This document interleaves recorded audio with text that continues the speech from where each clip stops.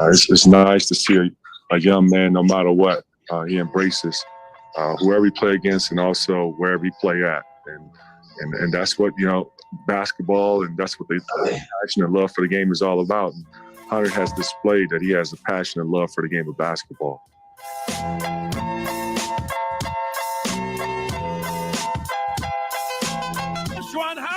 Talking about the big man Hunter Dickinson, who's going to be on display at the Chrysler Center late night hoops as Michigan entertains number 3 Purdue for the second time in 5 days. And it's a Super Bowl coming up on Sunday. It's kind of that old school, you're going to have Dr. Dre and Eminem and Kendrick Lamar, so get used to it.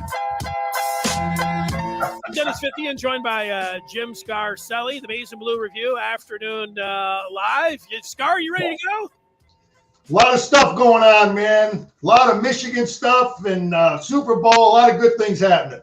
Yeah, we got it all covered as we are ready to tip this one off, and let's dive right into it. And let's start with Michigan basketball. We're going to look over this coaching staff that was announced, and a lot of guys, some new faces, some old faces that are going to the other side of the ball, some different assignments. I mean, all kinds of things. It'll be interesting to see what your opinion is on the moves there. We'll get to that.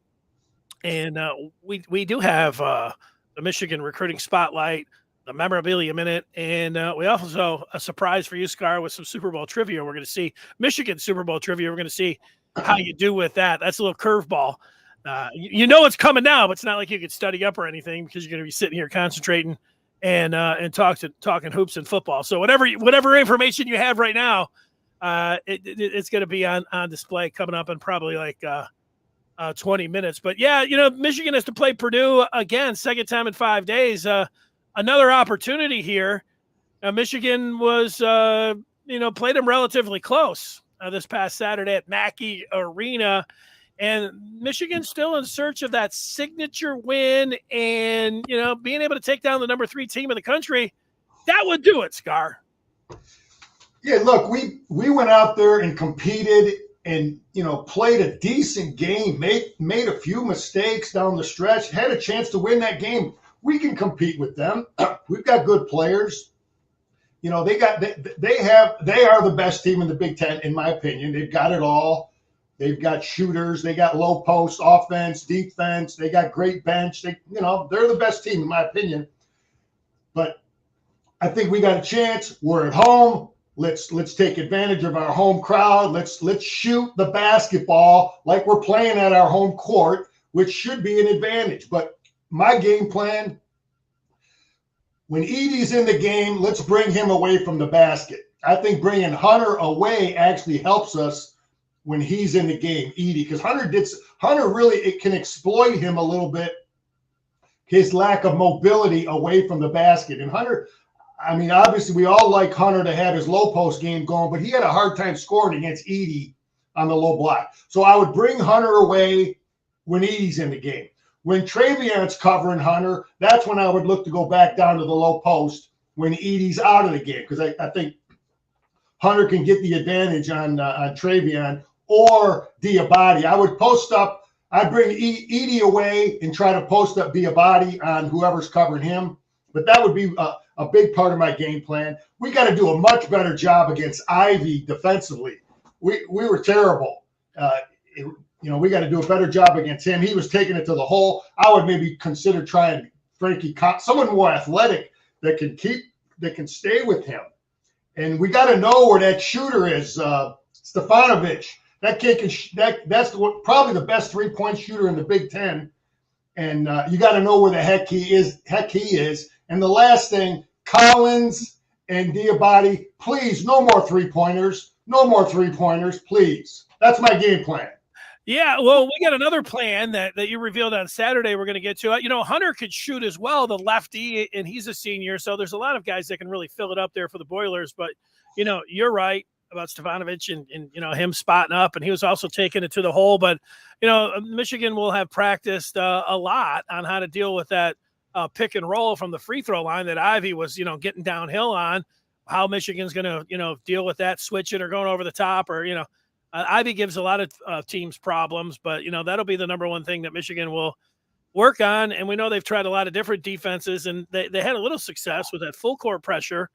And Matt Painter will have his troops working on that, no doubt, heading into tonight's game. But Scar, you mentioned, your plan for tonight's game. You also had put out your plan on Saturday for Michigan to make the tournament. We're down where it's 9 games to go, and it's the Scar plan.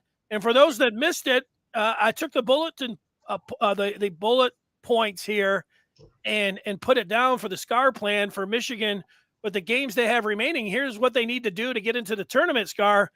They need to win this month's games, the remaining home games. And they've got tonight against Purdue, Saturday against Ohio State, then they play Rutgers and Illinois. Those are 4 games. You're saying, hey, protect your home floor.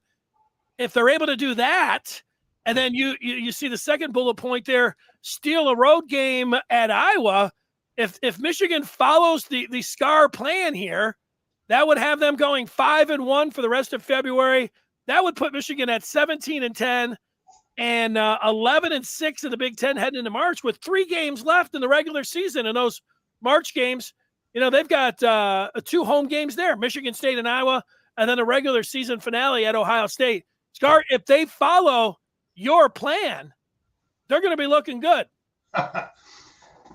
Listen, I honestly believe it is not a stretch for Michigan to say, win your home games. Those teams aren't great teams. Iowa, Michigan State, Purdue. This would probably be the toughest of all of them, is this game tonight at home. But we can win all of our road games, all of our home games. All of our home games. There's 6 of them, and we go on the road 3 times. So, yeah, and if we can steal one of those road games, because I don't think Iowa's a great team, they're okay, but I would stick to it. Win our home games, shoot the ball on your home court like you're supposed to, and just play smart, and let's have a good stretch like we're capable of, like we went down it, like we played when we went to Indiana, like we played at times against the first half against Michigan State. Let's do that. Have a complete smart basketball team. We got a chance. Well, there you go. And you have it laid out there if you're looking at it. Those home games, number 3, Purdue tonight, number 16, Ohio State on Saturday, and then Rutgers, beatable, Illinois. They're ranked 13 right now. Tough, but you are at home, and that's the part. You are talking about steal a game at Iowa. If they can get close to the Scar plan, I think they put themselves back up. Like right now, they're in consideration to be a first 4 out. Or the next 4 out after the first 4 out. So they're like, in double digits looking at, trying to get on the bubble. But if they follow the Scar plan, they can get right back on the bubble heading into March. So we'll see if they're able to do just that. So Scar, a lot of news when it comes down to the Michigan football team and the Wolverines. We had talked about the possibility of getting a new defensive coordinator, and a name that you knew, Jesse Minter, who was defensive coordinator at Vanderbilt, who came from the Ravens down to the Commodores there. And his dad was a longtime head coach at Cincy. He is the guy, and he's the defensive coordinator. But a lot of different things to talk to about this staff. But let's start you out there, because you were people that have watched this afternoon live when you have joined us during the season. I don't know about you really liked what Mike McDonald brought on the defensive side of the ball as defensive coordinator. Now, when you look at Minter and you look at his resume, what kind of transition do you think this is going to be for Michigan? Yeah, Danny, I want a defensive scheme coordinator that can stop everybody. It isn't just focused on stopping spread. It isn't just focused on stopping the Iowa stuff, the Wisconsin stuff, the Air Force Academy stuff, the ops. You got to be a good coordinator, a good defensive coach can stop everything. And that's what I really like with what McDonald brought in. We were We were good against the Ohio State spread. We were good against the Wisconsin stuff and their 3 tight ends. We were good against Iowa and their zone.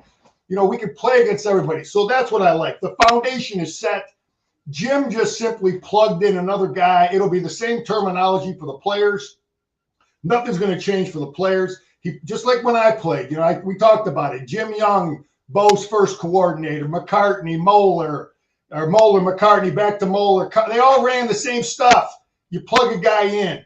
But this kid, I never met him, but I did get to know his dad years ago. His dad was a great defensive coach.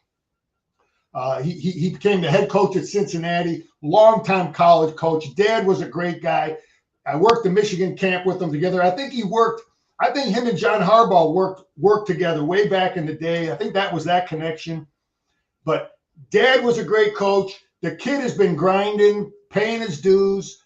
The kid come out of his womb coaching defense, understanding defensive football because he's been around it his whole life. He's worked with a lot of great people, a lot of smart people this kid has worked with. I call him a kid, but he's a young guy, and he's worked with a lot of great people. If you check his resume, the guy at Vanderbilt last year is a really, really good defensive coach. The time he spent with Baltimore under Wink and with McDonald, those are really sharp minds. But I like it that I know our structure is going to stay the same. We're going to be a 3-4 team against certain teams. We'll be a 2-4 team against the spread. The good thing about sometimes, Danny, sometimes change with the guy making the decision, calling the defense or calling the offense like we're going to have. Look, our structure is going to be the same, but he's going to have his little tweaks of what he wants to do in certain situations that might be different than McDonald. So whatever these guys, the opponents figured out about McDonald, which I don't think they could because I think that was one of his strengths. He always did different things.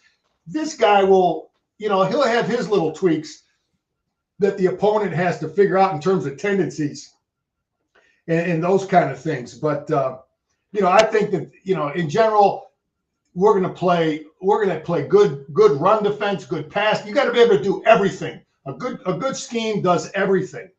And, but I like that the terminology will stay the same and the kids just simply have to get used to a new coach. I'm trying to see. I'm thinking this new coach, Danny. From when I'm looking at it, I think he's going to coach the outside backers, the Hutchinson, Ajabo position.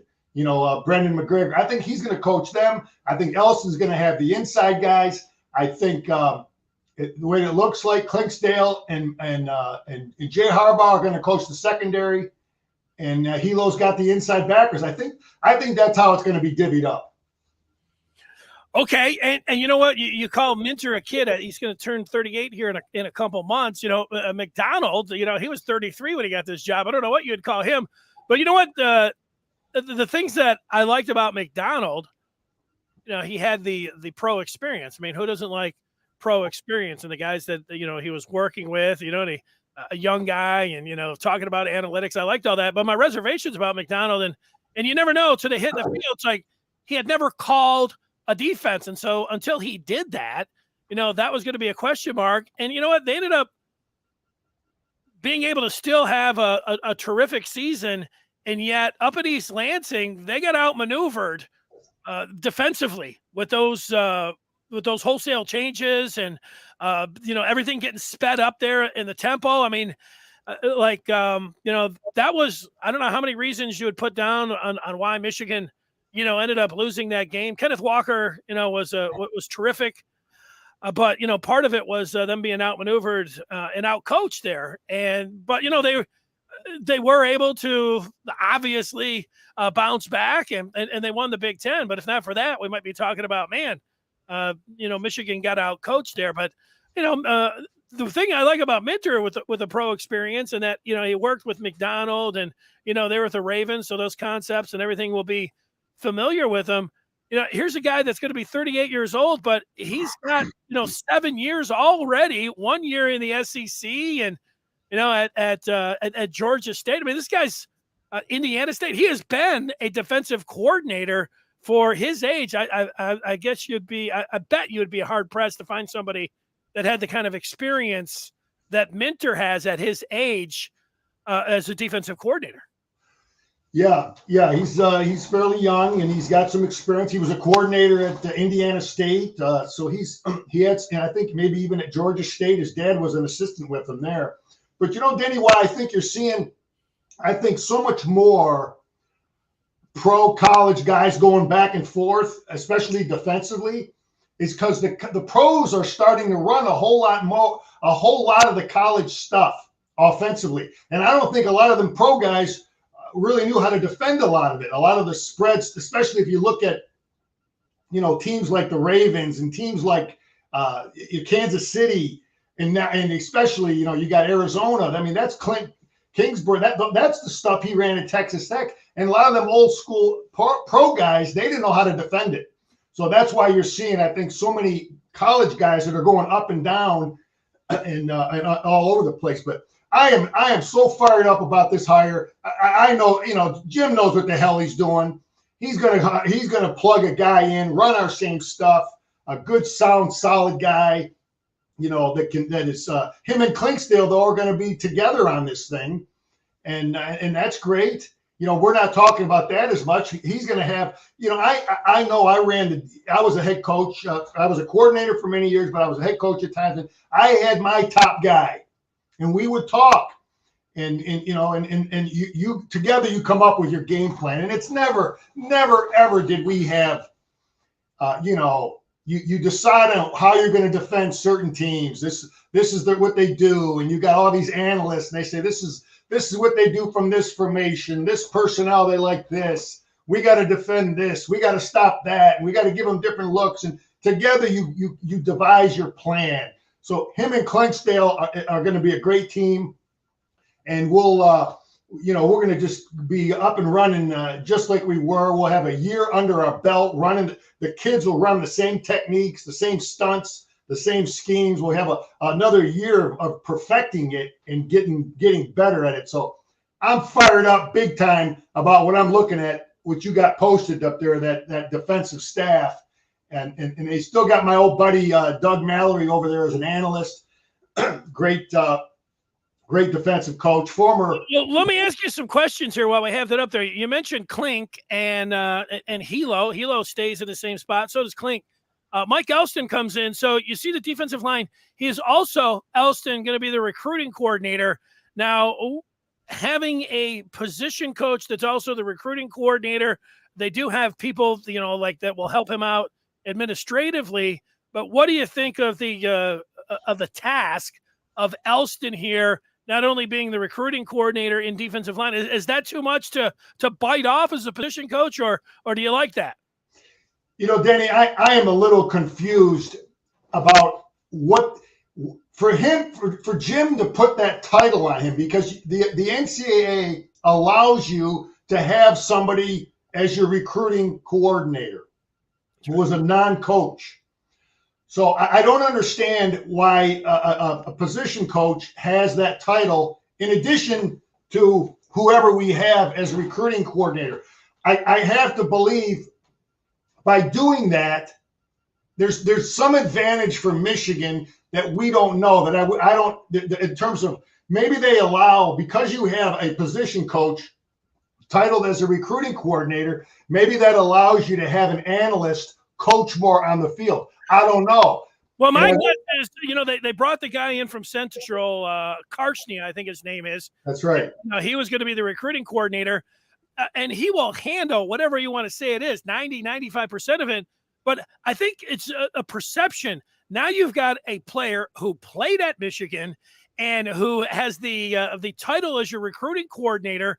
Courtney Morgan played football. He played at Michigan. So when Morgan was out there and whatever he was doing, he's like, hey, I was a player. I think it helps when you say, hey, our recruiting coordinator, he played. And, I don't know how much, Elston, when it comes down to, it's collaborative and everything else. But I think having the name as a former player and being a position coach, I just think it helps out when you're out there on the recruiting trail and you say, yeah, Elston's played the game. He's a recruiting coordinator. Let's ask him. That's my guess.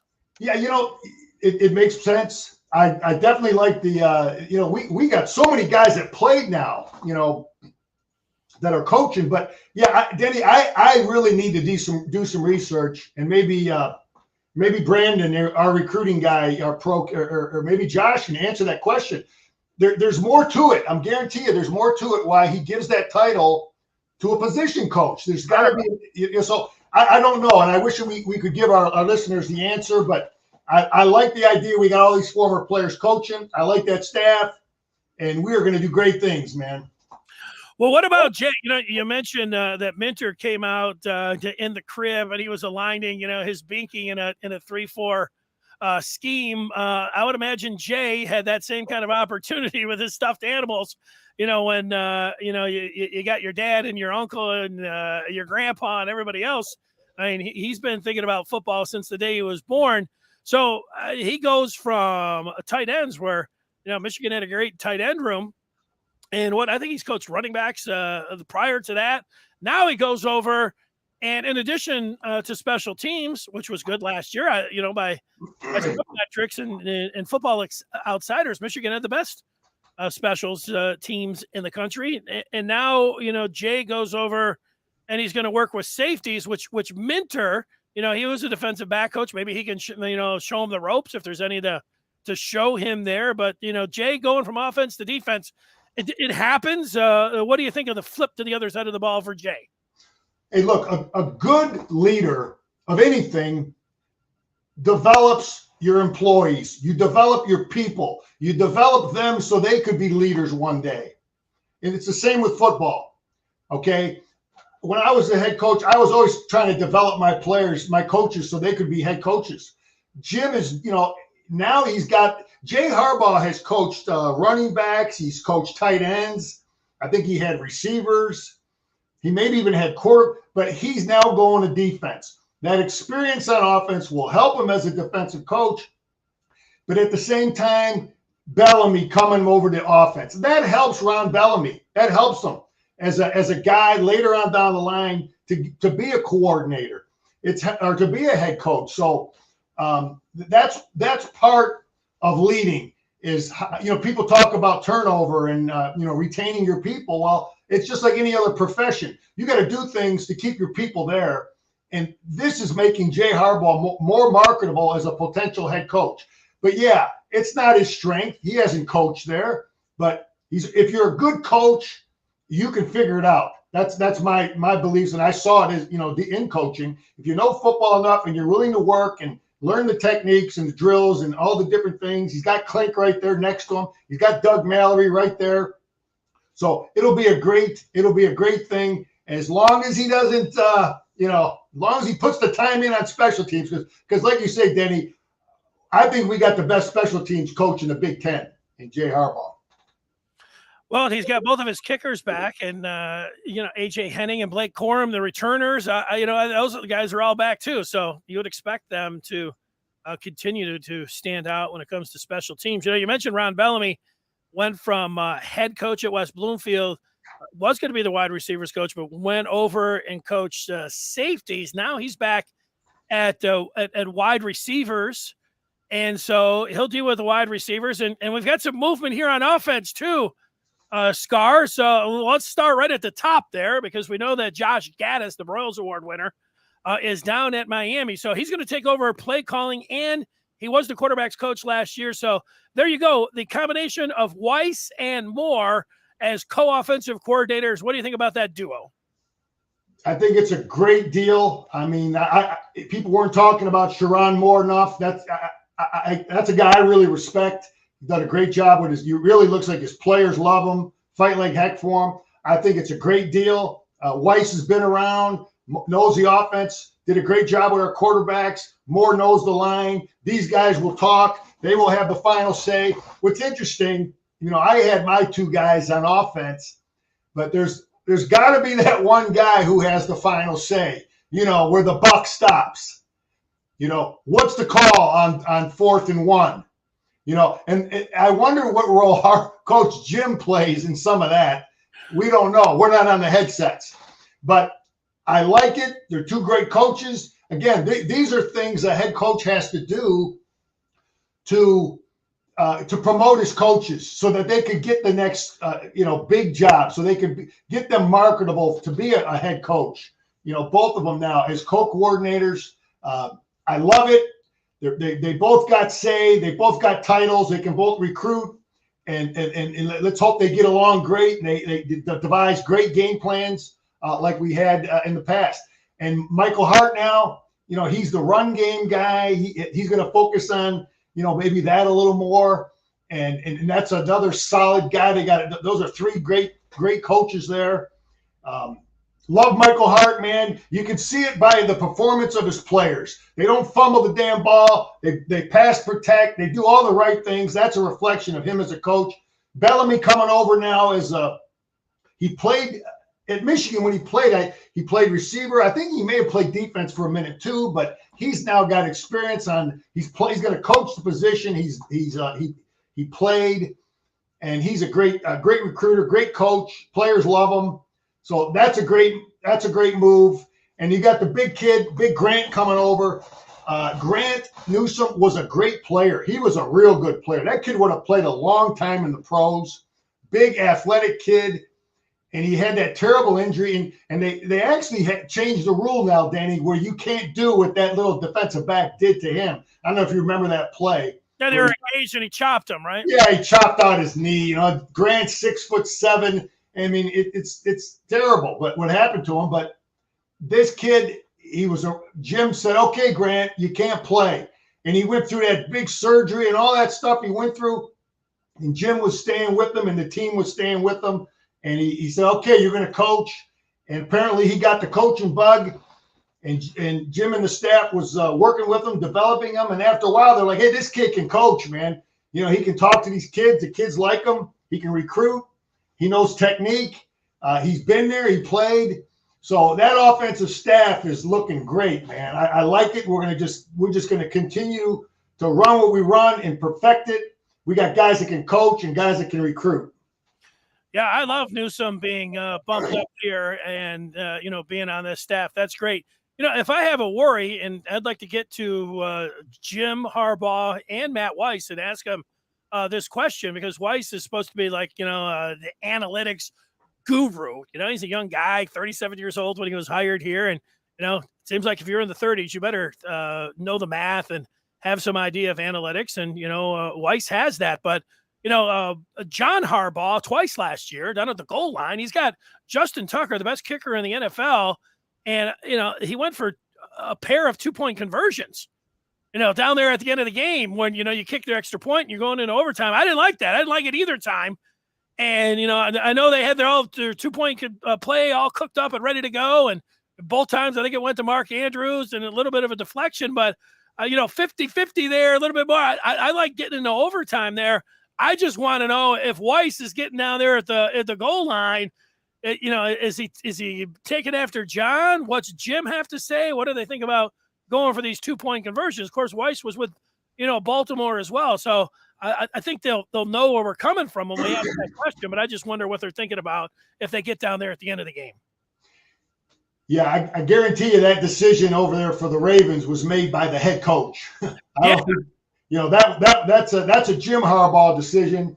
I don't know how those discussions will be when they're on the headset. When I played, Bo was on the headset with Coach Hanlon and I think maybe Coach Chanel, and they had a group. The way it worked out, I don't think there was one guy, but the big thing I want to see from this staff is that we continue to find weaknesses in the opponent's defense. We continue to give them conflict, put them in conflict. We continue to perfect our techniques and be really good at everything we do. And the greatest thing about our offense that I've said it many times, I want to say it again. One of the greatest things about our offense is our offense prepares our defense to play and beat everybody on our schedule. Because our offense has a spread, speed and space element. If we need to go 4 wide, we can do it. We got players that can do it. If we want to bring in 3-4 tight ends, we can do it. Bring in extra offensive linemen to help us with the Wisconsins and the Iowas. We got the scheme. It's in what we do. So our guys are going to see all that in spring football. They're going to get good at defending it. We're going to see the spread stuff. So when we play Maryland and those guys, so I really like what we do offensively. And I think Jim finally has a system. It's been 3 years now that we're running it, that he's just going to stay with it. And we're just going to keep getting better and perfecting and just keep getting better, man, getting more confidence. All right. Good job on the Michigan coaches. My guess is that over the next couple months, we'll talk about the staff even more. But nice job here at the first day that we know all of the roles for those 10 guys on each side of the ball. There are, I guess, 5 on each side of the ball and the coordinators and everything else. Let's get to this Michigan recruiting spotlight, Scar. And for this, we're going to go to Derek Moore, defensive end. He is a commitment for Michigan, and we'll watch some of his film here. Let's see how I do and how we're able to watch this as it loads up here. We'll watch some of this. This is Derek Moore. You know, he played in one of those all-star games. He's a right defensive end, so I think we're looking at him. This is me on the arrow here, and if it plays through, give it a second here. Oh, these are the different clips that he's put up. It's not a complete highlight package, so we'll have to go one by one here. A little bit slow motion there. That is him, taking the ball carrier on the ground. This is definitely him here at right defensive end. A 6'4", Scar, 250. Yeah, you see he's well coached. I see a good stance. He comes off the ball. You can't coach speed. He's got speed. You see why he's so highly recruited, man. He's got the size. He's 250 pounds. He runs like he's 200 pounds. I can see that. I don't need more than about 2 or 3 plays watching that kid to know he's a big-time player and he's a big-time recruit. But, yeah, I've watched film of him, Denny, as you try to get this thing going.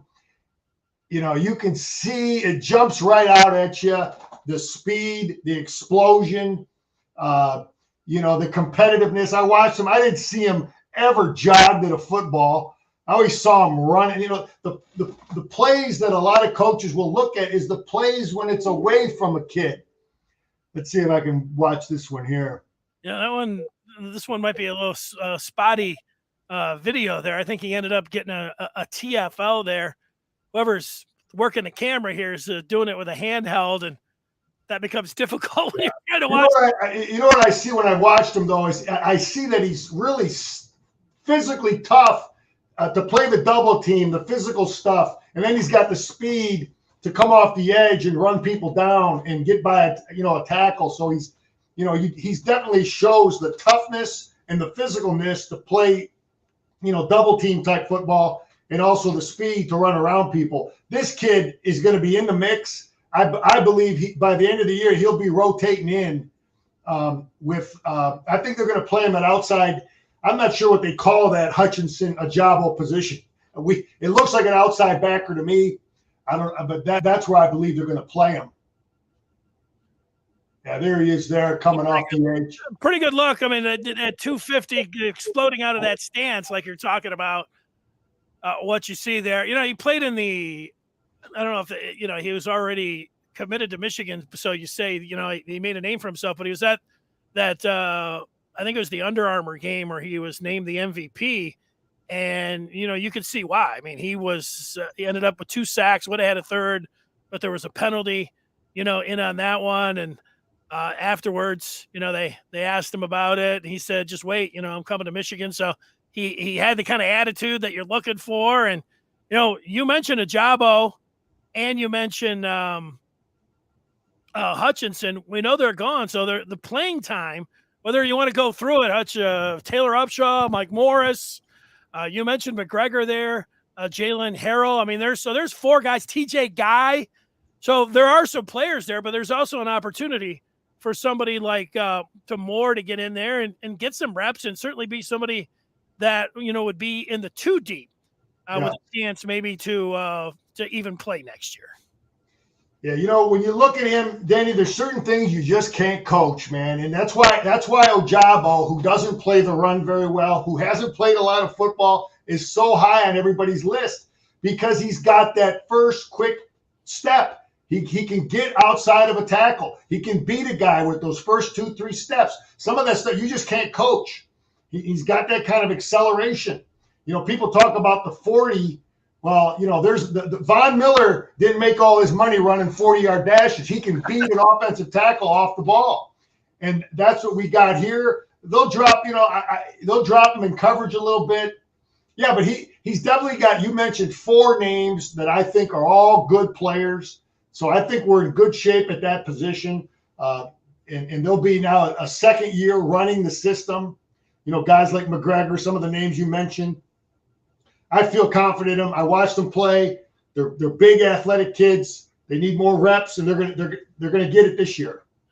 Hey, Scar, I'm no high school coach, but the video we just watched, I mean, you got Derek Moore who's being, recruited across the country. He was a 4-star, and maybe that was a video, but they, how about putting somebody else over there and, giving them some help? You're talking about on that particular play, they didn't have anybody. He went right out and made it to the quarterbacks. Like, hey, find out about that guy that's going to be playing in the big. Yeah. I think I'd roll out away from him. I'd double, have a tight end over there. Put a back in something. But there's I'm glad we got him. And he definitely showed up at the All-Star game playing against some good players. But, Danny, one thing I wanted to talk about too, we look at what the things that are, going on. You talked about all the change and the transition with our staff. This is the stuff that really is number one, I think, for a coach, a head football coach. These are the things that I think separates Nick Saban from everybody else. Because Nick Saban, since he's been, at Alabama, he doesn't have the same staff ever year to year. He loses guys all the time. He's gone through more coordinators because they get better jobs. They go from a position coach to a coordinator, someone else. They get a coordinator, they go head coach. So he's making changes all the time. Jim Harbaugh is faced with that now. And I think a good coach, and I was on the high school level, but I always had a Rolodex. You always got to have guys because you're going to lose coaches. You're going to have this, that, or whatever. And I think this is really where Jim is going to be tested in terms of how do you make your changes? Who do you plug in here? You lose Gaddis. What do you do? You lose McDonald. What do you do? That's the stuff Saban just blows everybody away with. And Jim now, he's got to do the same things. And I think he did. I think he did a great job moving his pieces around on the chessboard. And this is the stuff that makes or breaks you. And I just want to talk briefly to Denny about losing Josh Gaddis and about some of the stuff that we heard. And I'm going to say this. If Jim would have left, in my opinion, I don't think anybody on our staff was ready or even worthy because we have not won enough. No one. When Michigan is winning, and when we get to the point where we're switching off with Ohio State, maybe 50-50, and beating Michigan State on a 75-80% of the time, then maybe when Harbaugh leaves, we can take a guy from within. But I don't think anybody on our staff, in my opinion, was worthy and ready. I think all the guys that want to be head coaches that are on our staff now, apparently that was the problem with Gaddis wanted to be the next head coach. I would say go prove yourself as a head coach at a school like Marshall, at a school like Akron, at a school like New Mexico. Go prove yourself as a head coach because I don't think Michigan, where we are right now, we don't need to be rolling the dice on guys that are unproven. So I just wanted to give you my opinion. I think Gaddis probably had a talk with Ward, and Ward said, maybe you're not the guy we're going to look at if Jim leaves. So he got maybe his feelings hurt, and so he's down there now. And it is what it is. But if you really want to be a head coach, Go prove it, man. That's just my take on it. And when Michigan gets to the point, like I say, where we're winning and rolling, then maybe, Jim and Ward can pick the next guy. But one championship ain't enough.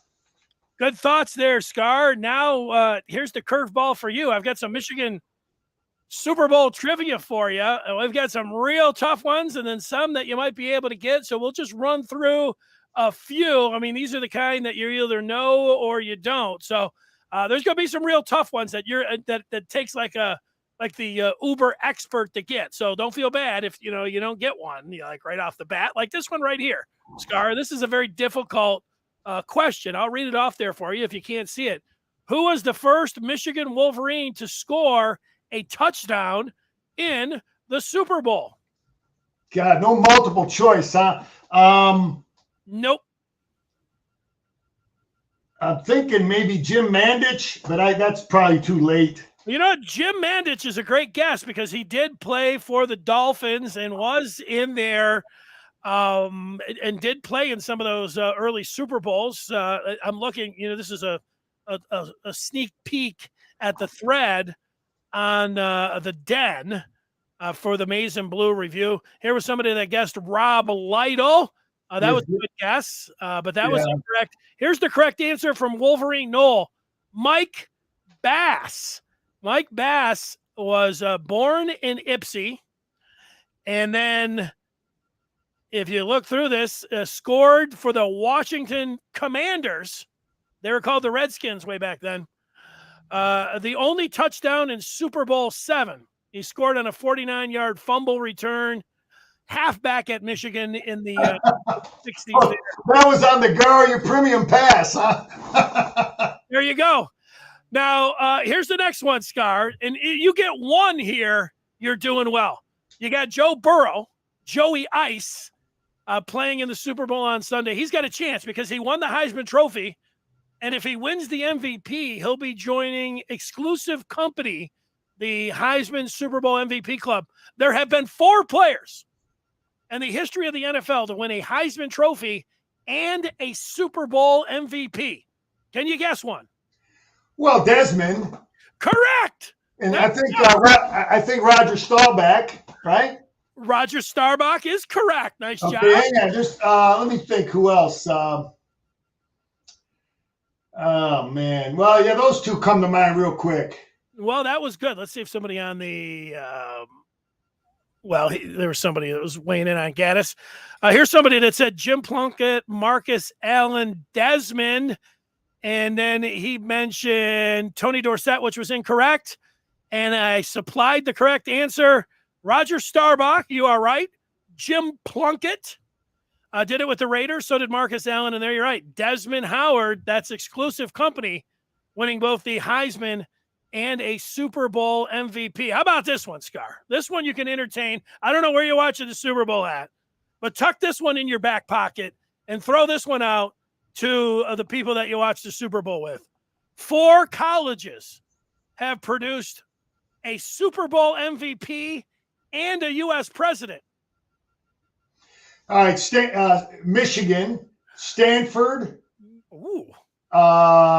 Is that? Let's see. I think Michigan. You are correct. You've got half of them. You're already good, Scar. So I mean, at first glance, I thought Big Ben was one of them because Benjamin Harrison went to Miami of Ohio, but Big Ben did not win the MVP. Won 2 Super Bowls, but was not the MVP in either of them. Is Navy's one of them? Navy is one of them. So you're doing great. Here is, and this one really gets you here as of late because you got Michigan with Gerald Ford and Tom Brady, Jimmy Carter and Roger Staubach. Stanford had Herbert Hoover, get a damn named after him, Elway and Plunkett, and then the University of Delaware. No kidding. That's new. Yeah. Okay. I should have saw that one. Well, that's a tough one. You don't think about Joe Biden. I didn't know where Joe Biden went to college. I don't know if anybody knows that, Joe Flacco went to Delaware. So that's a tough one. All right, here's I'm going to give you 2 more, Scar. All right. This one, what former Michigan running back He finished third in the Heisman Trophy balloting, holds the distinction of being the first player to score a touchdown in both the Rose Bowl and the Super Bowl. Wow, Michigan running back. Oh man, that's not. That might get back to. Man, that's not Tyrone. That's not. Is that Bell? No, is that? Oh man, it's not Lytle, huh? It is Lytle. Rob Lytle is the correct answer. He did it for the Broncos. Yeah, the Broncos, yeah. An All-American in every sense of the word. He scored the only touchdown for the Broncos in Super Bowl 12. That is XII. So here's the last one, Scar, and I'm going to. Hey, Danny, you're just ignoring this compliment I got from old Irvin over here. He says I'm a legend. Hey, you know what? I'm the one that put it up there, so I agree with him. All right, well, this is a two-parter, Scar. And I feel like you're going to. Hey, Danny, actually, I met Gerald Ford, shook his hand. He came to. I would guess that many. He probably came for many, many years. He would come to practice and speak to the team. And I remember one year, the first time, practice was getting ready to wind down, and I noticed there was a bunch of guys. It was maybe. It was during the season, and it was not that cold outside. And I noticed a bunch of guys kind of surrounding the field with big trench coats on. You don't think about it. You're practicing. You don't know what the hell's going on. But why are these guys? There's a lot of them, 10, 12 of them with trench coats. And then when practice ended, Coach Bo called us up, and I got a special guest for you, going to talk to you briefly, and it was Gerald Ford. So then I made the connection that was those were all Secret Service guys. And but yeah, he did speak to us, and I met him actually another time, another function. But yeah, he didn't forget where he was from, man. I like it. How about that? Scar and the Press. All right, here's one, the two-parter for you. To win it all, we need a school and a pretty close to accurate quote from you. Jim Harbaugh coached in Super Bowl XLVII, Super Bowl 48. That's also known as the Harbaugh Bowl. After losing to this school as a senior in 1986 at Michigan, what did Jim Harbaugh say about his next game? So we need the school that he lost to, and then a pretty accurate quote on what did he say next. Go ahead, Scar. Well, they only lost 2 games in 86. They lost to Minnesota in the regular season, and then they lost to Arizona State in the Rose Bowl. So the question you're asking me about his quote. And the school that you mentioned 2 there. What school did he lose to? And then what did he say next? Oh, man. I'm trying to think of a typical Jim Harbaugh quote. We beat Ohio State. We lost to Minnesota. Minnesota's correct. That's okay. I probably said we're going to beat the Buckeyes. We're going to the Rose Bowl, something like that. Okay, now let's see. Now this is going to come down. It's going to be a little subjective. You said we're going to beat the Buckeyes and go to the Rose Bowl. Here's the exact quote from Jim Harbaugh. I put it in here. Let me see if I can find the quote.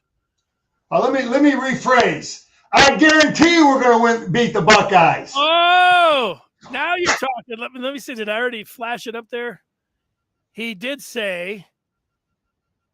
I think his quote was like Joe Willie. It was very close to that. I might have just sped right past it here. Yeah, because I think they lost to Minnesota the week before. There it is. The Buckeye game. Jim Harbaugh, after losing to Minnesota. And Ricky Foggy. That's called the Ricky Foggy game. Is how us fans, and that was before I was in the media, remember it. After losing to Minnesota, he said, quote, I guarantee you we will beat Ohio State and be in Pasadena. So there it is. That's our boy, man. Yeah. Got him fired up. He always had a lot going on. All right, Scar, that gets us to the final thing here, and that is the memorabilia minute. Now, it can be anything from Danny, NFTs. What do you got for the memorabilia minute? I was showing you earlier. This is my sweater from 1985. On Monday, we did not put the pads on. We ran. Mike Gillison ran the heck out of us. And I still got it. It's a little shredded over here, but I ain't throwing this thing out. They're going to bury me in this thing. But I think about this, and it's this is what we wore on Monday. We used to run the Michigan Mile. It was a mile run. But Gittleson and Coach Schembechler, they called it the Michigan Mile. And we'll do a story. We could do a whole episode on the Michigan man and what Coach Schembechler was trying to say, what his meaning was when he always reinforced Michigan. He never ever said Michigan without emphasis. The word Michigan was always said with thunder and vigor. Anyway, this sweatshirt, we wore it on Monday. I ran a bunch of Michigan miles with this thing. I still got it, still wearing it. And that's my little bit of memorable Michigan. Now, later, the Michigan Mile took on a whole different meaning with the students or the track team or something like that. But we don't go there. Now, Scar, you say it says 85 there. Was that the year? Or did everybody have an 85? Well, that was my number, Denny. Oh, yeah, there we go, number 85. Yeah, Denny, I would have really, if it was the day of the mill, because when I was, I wore number 85. And all over town in Ann Arbor, at the M Den and all the different places, they were selling number 85 jerseys. I don't know that it was because of me. It was because of, that was the year. I would have been cashing in, man. Yeah, you sure would have been. Yeah. That's some good stuff. Say Michigan how Bo said it. This is Michigan. This is how we practice because we're Michigan. This is how we play. We play as a team because we're Michigan. He never said the word Michigan calmly. It was always said like I'm going to punch you in the face. Last question for you. How long are you going to keep that fine bomb on your door? The whole season? We want a bigger fine bomb. You come here for wisdom. You want BS? Listen to him. You want knowledge and wisdom? You listen to Big Denny and Big Scar. He's our motivation to keep us on the right path. Wisdom. All right, one last curveball. Give me a prediction of the Super Bowl. The Rams taking on the Bengals. About 6:40, they'll kick it off. Scar, who you picking? I like both coaches, both teams. I like the quarterbacks. I like Stafford. I love him. He was a great role model in our community. But I think that the difference in this game is going to come down to Joe Burrow's ability to convert a few more third downs because of his feet, because of his young legs. It's going to be a close game. Both teams are well coached. They run the same stuff offensively. They know each other really good because both coaches coach together. Joe Burrow's legs are going to be the difference. I actually got my bet in money line, Cincy. Nice. All right, Scar. Enjoy the game. Go Blue. There he is.